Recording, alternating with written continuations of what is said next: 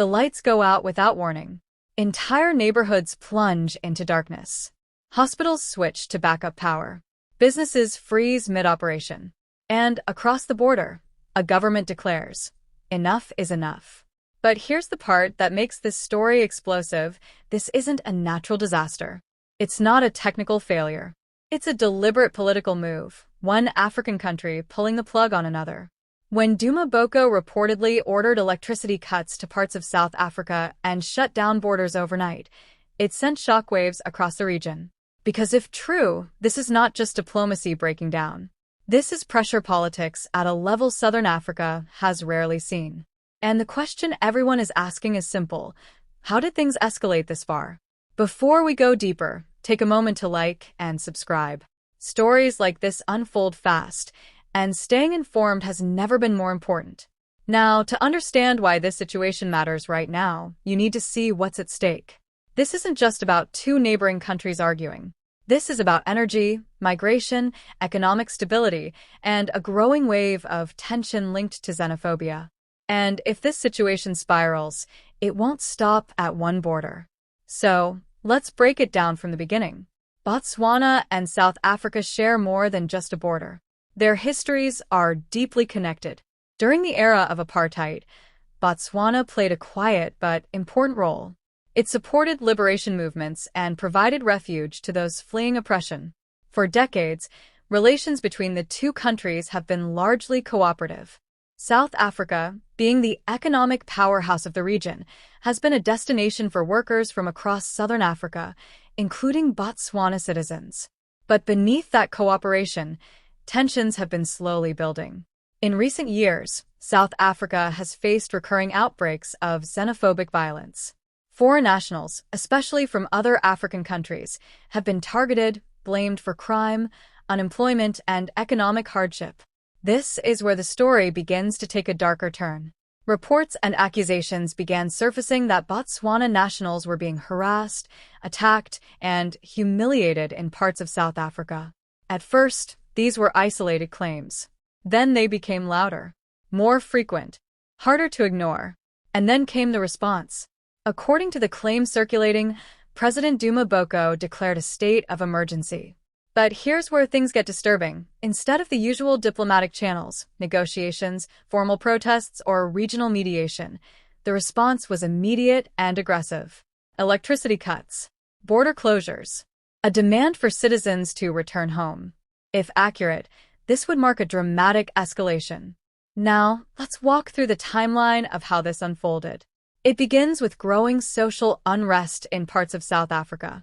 Protests erupt, some targeting foreign-owned businesses. Videos circulate online showing violence, looting, and intimidation. Foreign nationals begin speaking out. Among them, citizens of Botswana. Their accounts paint a troubling picture: fear, displacement, and a sense of being unwelcome in a country many had lived in for years. Then, statements begin emerging from Botswana officials, expressing concern. At first, the tone is measured. Calls for safety, appeals for calm. But behind the scenes, pressure appears to be building. Then comes a turning point. A strong speech attributed to Duma Boko begins circulating. "We helped you fight oppression, and today our children are being humiliated." That statement hits a nerve. It connects the present conflict to a painful shared history. And this is the part few people are talking about. Invoking apartheid-era solidarity is not just emotional, it's strategic. It reframes the issue from isolated incidents to a betrayal of historical unity. Shortly after, reports claim that Botswana takes drastic action. Electricity supply to parts of South Africa is cut. Borders are shut. Citizens are ordered to return. If true, these are not symbolic gestures. These are actions with immediate, real-world consequences. But what happened next raised serious questions, because there is a major issue that cannot be ignored. South Africa's electricity crisis is already severe, largely managed by Eskom. Load shedding, planned power cuts, has been a long-standing problem. So, where exactly would Botswana's electricity leverage come from? Is Botswana a major electricity supplier to South Africa? Or is this claim being exaggerated, misunderstood, or even manipulated? This is where the narrative becomes complicated. And that leads to a critical point. Is this a confirmed geopolitical move, or a viral narrative gaining traction faster than verified facts? Because while the claims are spreading rapidly, official confirmation has been inconsistent, and that gap is exactly where confusion grows. But regardless of the exact details, the reaction has been intense. Some people are applauding the move. They see it as a bold stand against xenophobia, a message that African countries should protect their citizens and demand respect abroad. Others, especially within South Africa, are calling it reckless, even dangerous. They argue that punishing millions of ordinary people for the actions of a few is not justice. And that brings us to the deeper impact. If tensions between Botswana and South Africa escalate, the consequences could ripple across the region. Economically, South Africa is a key hub. Trade routes, labor movement, and supply chains depend on stable relationships with its neighbors. Border closures alone could disrupt businesses, delay goods, and affect livelihoods on both sides. Then there's the human cost. Thousands of people live and work across borders. Families are split between countries.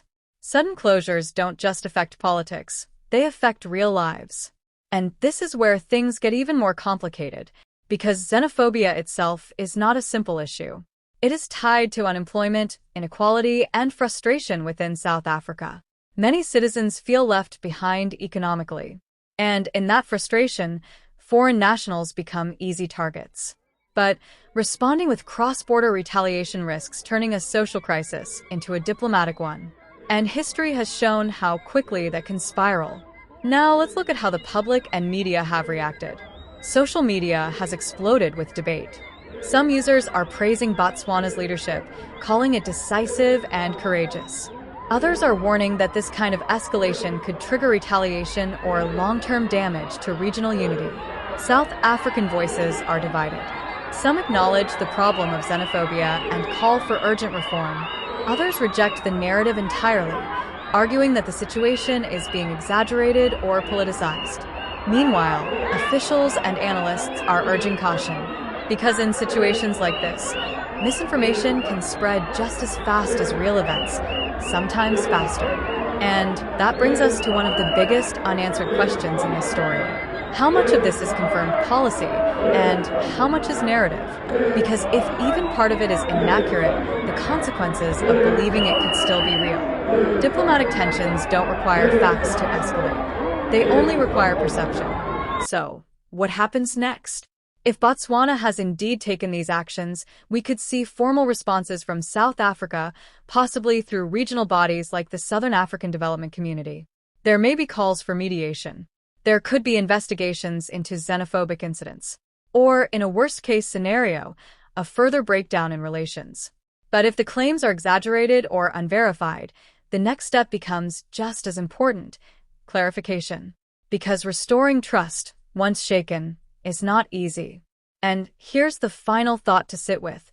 Whether or not every detail of this story is confirmed, the emotions behind it are real.